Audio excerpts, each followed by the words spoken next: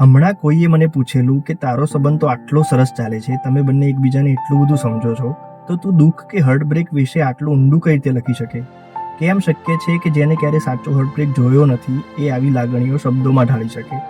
મારો જવાબ બહુ સરળ હતો કે જ્યારે તમે કોઈને બહુ પ્રેમ કરો છો ને, ત્યારે પ્રેમ સાથે એક નાનકડો ડર પણ જન્મે છે, એને ખોઈ બેસવાનો ડર. પ્રેમ આપણને ખુશી શીખવે છે, પણ એ જ પ્રેમ આપણને ખોઈ બેસવાની ઊંડાઈ પણ સમજાવી જાય છે. હમણાં હું ધ લવારી શોનો દર્શન રાવલ વાળો નવો એપિસોડ જોઈ રહ્યો હતો.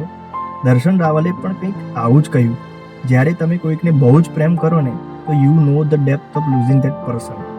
કદાચ એટલા માટે જ વર્ષોથી આટલું સારું રિલેશન હોવા છતાં એ એટલા હર્ટ બ્રોકન સોંગ બનાવી શકે છે. કારણ કે દુઃખ અનુભવવા માટે હંમેશા તેને ગુમાવવું જરૂરી નથી. ક્યારેક સાચો પ્રેમ જ એ ગુમાવવાની કલ્પનામાંથી પણ દુઃખની ઊંડાઈ શીખવી દે છે.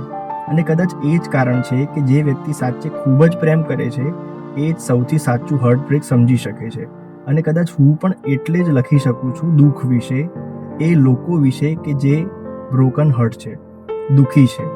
કારણ કે પ્રેમ અને દુઃખ બંને એક જ દિલમાં રહે છે.